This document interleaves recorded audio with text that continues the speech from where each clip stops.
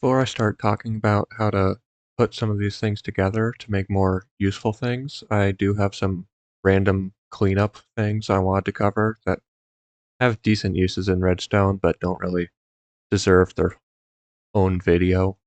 So we're starting with the copper bulb. This is a movable non-conductive block that toggles whether it's on or off when activated. It's pretty good as a light source, but it's also pretty useful in redstone wiring. Because it toggles on and off when powered, and because you can check whether it's on or off using a comparator, it's useful as a T flip-flop, a type of memory thing that turns on and off whenever powered. As an example for where this can help, imagine a door opened by a button.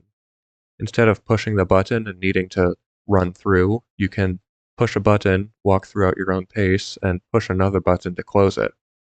Alternatively, if you like it closing automatically, you can connect a simple delay and change the timing to your liking. Next up is the lectern. These things are immovable, non-conductive blocks that emit a short redstone pulse whenever the book it's holding gets a page turned. Again, this has uses on its own, but lecterns are generally more useful in combination with a comparator. A comparator is able to pull an output from a lectern based on your progress through the book, meaning you can set a signal strength pretty easily using a lectern, comparator, and a book with 15 pages. This can be done in several other ways, but lecterns make it easy to set any signal strength you want pretty much wherever you want. Target blocks are also good for controlling signals, just in a different way. They are movable conductive blocks that emit a redstone signal when hit with a projectile. The signal strength of this signal is based on how close that projectile was to hitting the bullseye, with closer hits giving higher strengths. With all that being said, this is not the most useful feature of target blocks. Sure, it's handy in some situations, but more handy is their ability to redirect redstone into themselves. Because they can do this while being a conductive block and not doing anything when activated, they're able to help massively when making redstone machines more compact, as well as just making things easier. Otherwise, you would have to do a clunky setup with a multiple dust and repeater, and it's just better with target blocks. The next few things aren't specifically blocks with a redstone use, instead being somewhat weird redstone techniques, but I felt like including them because they're good to know and can come in handy in a pinch. The first of these is transmitting a signal using some unexpected blocks, their block states, and an observer. Leaves, for example, have a block state keeping track of how far away they are from the nearest connected log. They have this because they need it for decaying when you cut down a tree, but this can be used to your advantage in redstone. You can purposefully move a log back and forth, connecting it and disconnecting it from a line of leaves. At any point in this line, you can make an observer look at a leaf block and sense when its distance changes. This has its uses, but it also has limitations. It has a maximum length of 6 leaf blocks and works best near the edge of this range, because closer to the middle you get some multi-triggering stuff.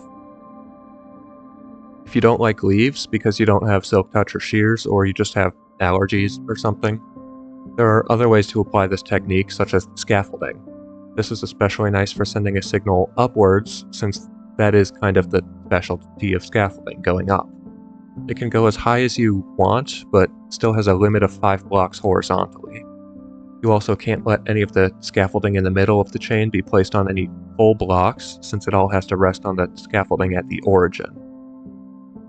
A final example of this technique is with walls.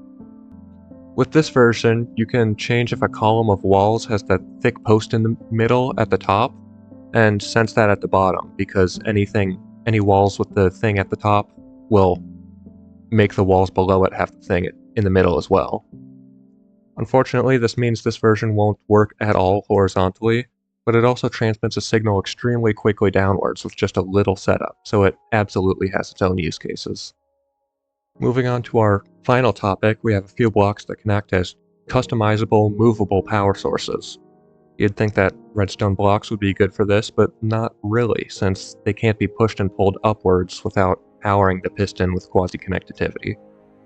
Instead, you can use composters and cauldrons, since they offer more different signal strength options than a redstone block, only require a comparator to read, and most importantly, can be freely pushed and pulled upwards without causing a mess with quasi-connectivity.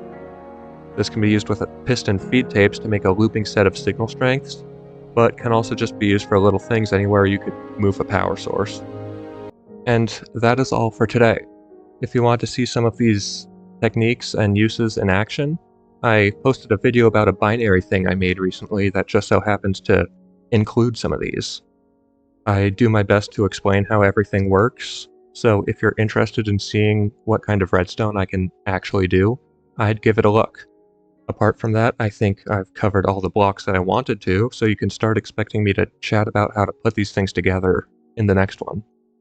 Until then, though, have fun doing some redstone.